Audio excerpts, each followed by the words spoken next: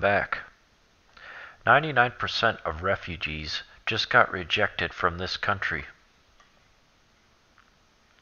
Japan has rejected more than 99% of refugees seeking asylum in their country and only accepted 28 people in 2016. Yet they're not called racist, are they? No.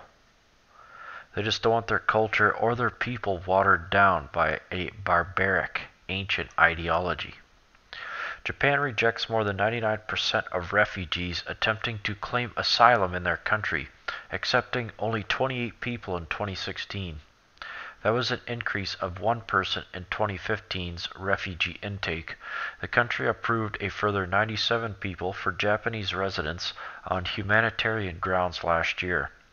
Japan saw its highest ever number of applicants for refugee status in 2016 at 10,901, an increase of 3,315 compared to the previous year. Refugee advocates have argued Japan, which has one of the wealthiest economies in the world, has a humanitarian duty to do more, especially given its shrinking population.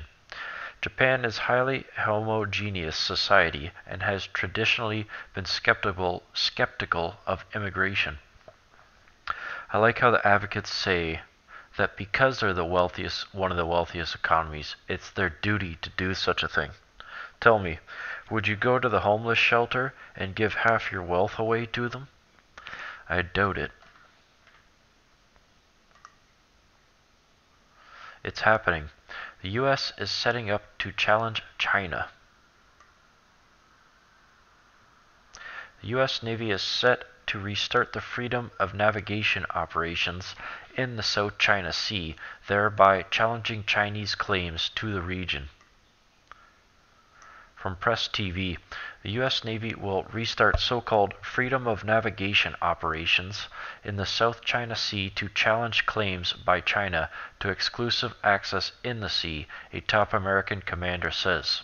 U.S. Pacific Fleet Commander Scott Swift insisted at a briefing in Singapore on Monday that there is no change in policy toward the region under the administration of President Trump.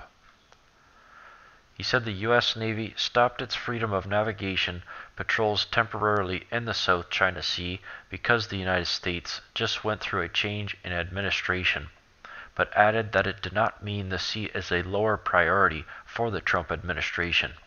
I am not surprised that process has continued in a dialogue as the new administration gets its feet on the ground and determines where would be appropriate to take advantage of these opportunities and where we may want to wait, he said. We just present the opportunities when we have a ship in the area and there is an area of interest, he said, adding the U.S. Navy continues to recommend such operations. Well, I wouldn't be surprised if Trump wanted to keep an eye on the artificial islands that China is actually creating and putting missiles and things like that on them. I think that's what it's really about. But China is definitely one to watch. Look how far they've come in the last 30 years. Unbelievable. Obama really did it. General Clapper has confirmed it. Looks like the then President Obama really did use our allies to spy on President Trump. Yeah, that's kind of the story, right? That Britain spies on American citizens and then feeds the administration of the original country, so they never actually get tied to spying even though they're running it. America spies on Britain, Britain spies on America, then we exchange information. Feinstein. The Guardian has reported that Britain's intelligence service first became aware in late 2015 of suspicious interaction between Trump advisors and Russian intelligence agents. This information was passed on to the U.S. intelligence agencies over the spring of 2016.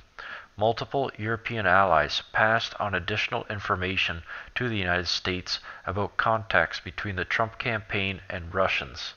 Is this accurate? Yates. I can't answer that. Feinstein. General Clapper, is that accurate? Clapper. Yes, it is, and it's also quite sensitive. Let's take a listen.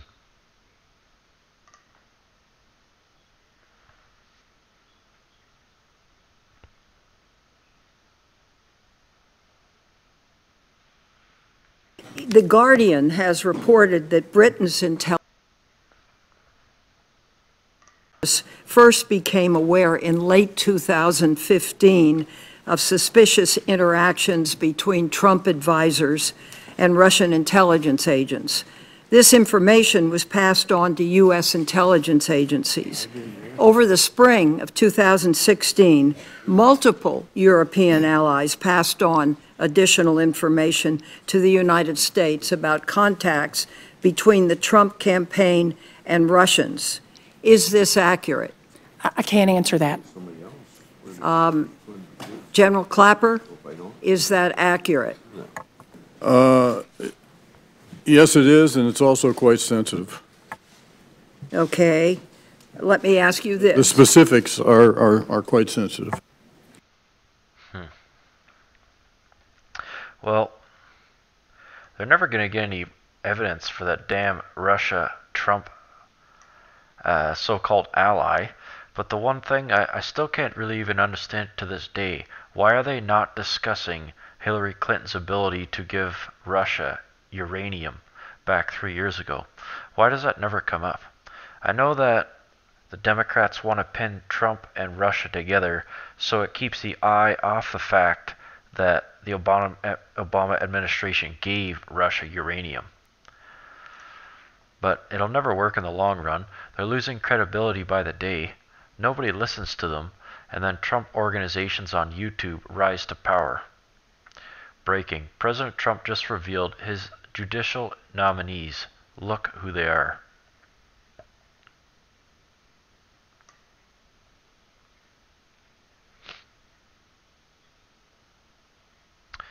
So, Amy Cornett Barnett of the 7th Circuit, John K. Bush, the 6th Circuit, Joan L. Larson, 6th Circuit, Kevin C. Newsom, 11th Circuit, David R. Strass, 8th Circuit, David C. Nye, District of Idaho, Scott L. Palk, Western District of Oklahoma, Damian Schiff, U.S. Court of Federal Claims, Dabney Frederick, D.C. District, and Terry F. Moore, Middle District of Alabama.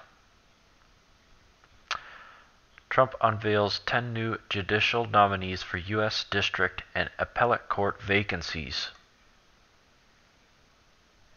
President Trump.